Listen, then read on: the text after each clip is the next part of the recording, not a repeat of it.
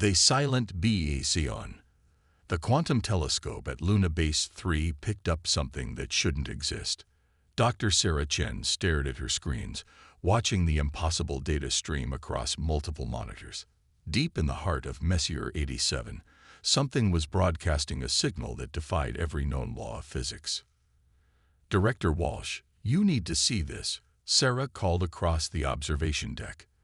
The reading showed quantum entanglement signatures pulsing in perfect mathematical sequences, not random cosmic noise, not natural phenomena. This was deliberate. Director James Walsh approached with his characteristic measured steps. 20 years of deep space observation had taught him patience, but the excitement in Sarah's voice was unusual. He leaned over her shoulder, studying the data. "What are we looking at, Doctor?" "Quantum pulses from M87. They started 3 hours ago. Look at the pattern." Sarah pulled up a visualization. The pulses formed a spiral, each burst precisely timed. "It's counting down." Walsh straightened, his weathered face creasing with concern. "Counting down to what?" "That's the question, isn't it?" Sarah enlarged the data set. "Based on the progression, we have approximately 72 Earth hours before the sequence completes." "But Director, that's not the strangest part. The signal is targeted, specifically, at Earth." The implications hung heavy in the sterile air of the observation deck. First contact protocols had existed for decades, but they were theoretical exercises. Humanity had always been alone in the cosmos, until now. Within 6 hours, the United Earth Council convened an emergency session. The Grand Chamber in Geneva buzzed with heated debate as representatives from every nation analyzed the data. Some called for caution, others for immediate response. The military advisors wanted defensive preparations. The scientists demanded investigation. Chancellor Maria Reis brought order to the chaos with a sharp rap of her gavel. "The question before us is simple. Do we respond to this signal, or do we remain silent?" Ambassador Liu from the Pacific Alliance stood. "With respect, Chancellor, the question is not whether we respond, but how. This could be humanity's greatest moment or our greatest threat." "The signal is clearly alien in origin," added Dr. Peterson, Chief Science Advisor. "The mathematical precision, the quantum entanglement mechanism. It's centuries beyond our current technology. But it's also clearly designed for us to detect and understand. Someone wants our attention." General Harrison, head of Earth Defense, interjected grimly. "Or someone wants to know if we're advanced enough to be worth their attention." This could be bait. The debate continued through the night. By morning, a consensus emerged. Humanity would respond, but cautiously. A single ship would investigate, crewed by the best Earth had to offer. If it was a trap, Earth would lose one ship, not its entire fleet. If it was genuine first contact, humanity would extend its hand in friendship. Captain Marcus Thorne received his orders while training in the high-gravity chambers of Mars Station. At 35, he was one of Earth's most experienced deep space commanders, known for his ability to think outside conventional parameters. His crew was handpicked. Dr. Elena Vasquez, cynobiologist; Lieutenant Jamie Park, tactical specialist; Commander Yuki Tanaka, engineering genius; and Dr. Ahmad Hassan, theoretical physicist. The ship selected for the mission was humanity's newest achievement. The EUS Pioneer, equipped with experimental wormhole drive technology. Theoretically, it could fold spacetime to traverse the 50 million light-year gap to M87 in a matter of days rather than millennia. "This is insane," muttered Dr. Hassan as he reviewed the mission parameters. "We're betting everything on untested technology to answer a signal we barely understand." Captain Thorne looked up from his command station. "Sometimes the greatest discoveries require the greatest risks, Doctor. Would you rather we ignored this?" Hassan shook his head. "No, Captain. I just hope we're not flying into something we can't handle." 3 days after the signal's discovery, the Pioneer departed Earth orbit. The wormhole drive engaged with a sound like reality tearing itself apart. The ship stretched, twisted, and vanished into a point of infinite density. The journey through folded spacetime was unlike anything the crew had experienced. Colors that had no names swirled past the viewports. Gravity seemed to flow like water, pulling in impossible directions. Time became elastic, minutes stretching into hours, then compressing into heartbeats. Then suddenly, normal space reasserted itself. The Pioneer emerged at the coordinates indicated by the signal, and the crew gasped in unison at what they saw.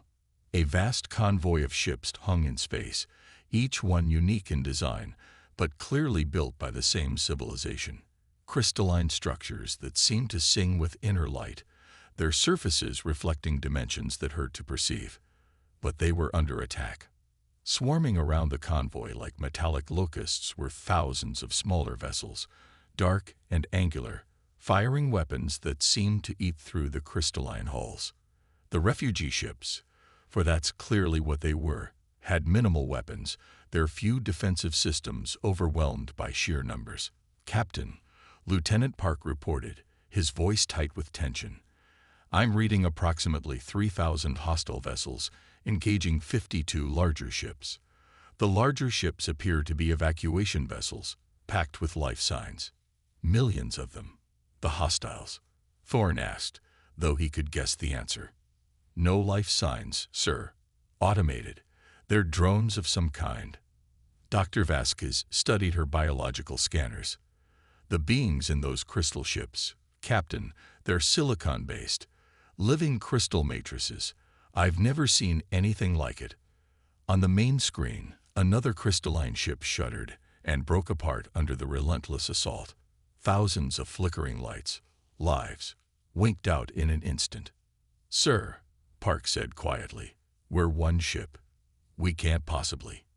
"Can't we?" Thorne interrupted. He stood, decision crystallizing in his mind like the ships before them. "We're humans, Lieutenant. We're from a world that tried to kill us every day for millions of years. We survived ice ages, predators, diseases, and each other. We didn't crawl out of the gravity well of a death world to watch others die when we could help." He turned to his crew. "Battle stations. We're going in." Commander Tanaka looked at him with a mixture of admiration and concern. "Captain, the odds have never stopped us before," Thorne finished. "Those beings sent a signal across 50 million light years, and we answered. They're under attack, and they need help. So that's what we're going to give them." The bridge erupted into activity as the crew prepared for combat. Weapons systems came online. Shields raised. The experimental railguns hummed with contained energy. But it was Dr. Hassan who provided the key insight. "Captain, I'm analyzing their attack patterns. The drones are using predictive algorithms, anticipating the refugee ship's movements. But look here, they're optimized for the refugees' thought patterns. Crystal matrix beings think in geometric progressions. And we don't," Thorne realized. "We're chaos incarnate compared to them." "Exactly. Those drones won't be able to predict human tactical decisions. We're too random." Thorne smiled grimly. "Then let's show them what chaos looks like. All hands, prepare for combat. We're about to teach these machines why Earth is classified as a death world." The Pioneer accelerated toward the battle, one small human ship against thousands of alien drones. But as the crew prepared for what might be their final fight, not one of them hesitated. They were humans. They were survivors, and they had come too far to turn back now. DATHWRLD warriors. The first rule of human combat was simple: never fight fair. As the Pioneer screamed toward the swarm of harvester drones, Captain Thorne implemented tactics that would have made ancient Earth warriors proud. No formation flying, no predictable patterns, just pure, calculated chaos. "Tanaka, give me everything the engines have." "Park, randomize firing solutions every 3 seconds." "Vasquez, I need you to find me a weak spot in their hull design." The Pioneer corkscrewed through space, railguns firing in seemingly random directions. But there was method to the madness. Each shot was calculated to force the drones into positions where they would collide with each other or block their own firing lines. The harvesters, as the crew had dubbed them, responded exactly as Dr. Hassan predicted. Their algorithms, designed to combat the logical, geometrically minded crystal beings, couldn't process human tactical irrationality. Drones crashed into each other trying to predict trajectories that changed without pattern. "Captain," Dr. Vasquez called out, "I'm receiving a communication from the crystal ships. It's telepathic, sir. They're interfacing with our neural implants." Before Thorn could respond, a voice like wind chimes filled his mind. "Deathworlders, you came. We had calculated the probability at less than 1%. We're human," Thorn replied aloud, knowing somehow they would understand. "We specialize in beating the odds. I am Resonance of Dawn, speaker for the Zelathi Collective. We flee the harvesters. They consume. They delete. They cannot be reasoned with." "Understood, Resonance. We're here to help. Can you tell us anything about their weaknesses?" "Weaknesses." The concept seemed to puzzle the crystalline being. "They are perfection of purpose. No weakness exists in their design." Lieutenant Park laughed, a harsh sound in the chaos of battle. "Everything has a weakness. That's the second rule of human combat." The Pioneer's shields flared as drone weapons found their mark. The ship shuddered but held. Human engineering might be primitive by galactic standards, but it was robust.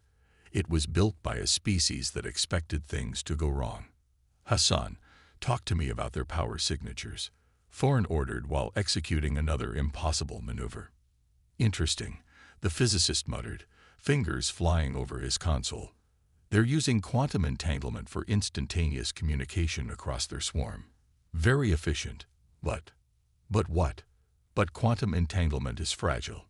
A strong enough electromagnetic pulse could disrupt it, temporarily blind them." Thorn grinned. "Tanaka, can you overload our fusion core? Create an EMP burst." The engineer's eyes widened. "That would leave us dead in space, Captain." "For how long?" 30 seconds, maybe 40. "Do it." The Zelathi voice returned, tinged with alarm. "Deathworlders, your vessel ceases function. You sacrifice operational capacity." "We call it playing dead," Thorn replied. "Another human specialty." The Pioneer's fusion core overloaded in a brilliant burst of electromagnetic radiation. Every system went dark. The ship tumbled through space, apparently helpless. The harvester drones, suddenly bereft of their quantum communication network, faltered. Their perfect coordination shattered. In that moment of confusion, the Zelathi ships, guided by human tactical advice, struck back. Crystal weapons that had been ineffective against coordinated defenses suddenly found their marks. Hundreds of drones exploded in brilliant flashes. The Pioneer's systems rebooted. Thorn immediately ordered an attack run on the largest concentration of drones, but something unexpected happened. The harvesters began to retreat, their swarm pulling back in perfect synchronization once their network reestablished. "Impossible," Resonance of Dawn projected. "Harvesters never retreat. They are relentless. They are absolute." Dr. Vasquez studied her readings. "Captain, I'm detecting massive fear pheromone analogs from the Harvester command node. They're actually afraid." "Of us?" Park asked incredulously. "One ship." Hassan shook his head. "Not of our ship. Of us. Of humans. Look at the tactical data. The moment they reestablished network connection, they shared the experience of fighting us. They learned what we are." The main screen flickered, and a new image appeared. Not the crystal beauty of the Zelathi, but something mechanical and cold. The Harvester Command Intelligence, human vessel. It spoke in flat, synthesized tones. "You are cataloged. Species 338. Classification: Deathworld primary apex predator. Threat level: extinction risk. Engagement parameters: avoid." Thorn stood, facing the screen. "You attack refugees. You destroy peaceful beings. That ends now. Negative. Harvesting will continue, but will avoid space marked by your kind. Deathworlders are incompatible with optimization. Damn right we are, Tanaka muttered. The screen went dark. The harvester swarm began to withdraw, their sleek forms vanishing into quantum tunnels. Within minutes, space was clear except for the Zelethi convoy and one battered human ship. They flee, resonance projected, wonder coloring its mental voice. In 10,000 cycles, they have never fled. What are you, Deathworlders? We're survivors, Thorn replied. And now, we're friends. Your people are safe. The relief that flooded through the quantum connection was palpable. The Zelethi Collective expresses infinite gratitude. We had fought ourselves alone against the darkness. We had thought hope was merely a mathematical improbability. Hope, Dr. Vasquez said softly, is humanity's greatest export. In the days that followed, as the Pioneer escorted the Zelethi convoy to their new homeworld, the truth about humanity's reputation in the galaxy slowly emerged.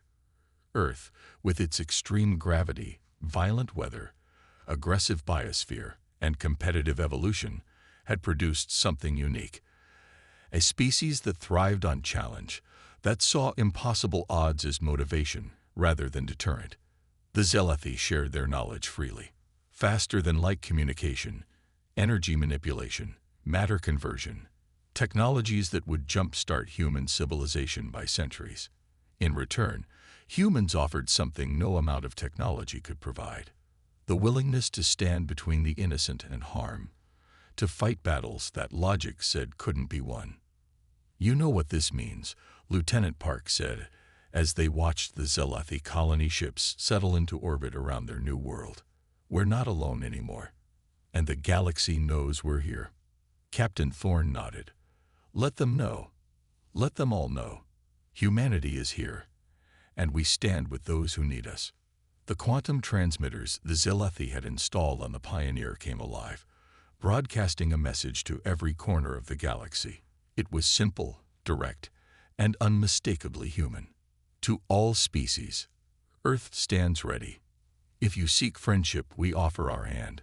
If you face extinction, we offer our strength. If you bring war to the innocent, we offer our fury. The Deathworlders have joined the galactic community, and we protect our own.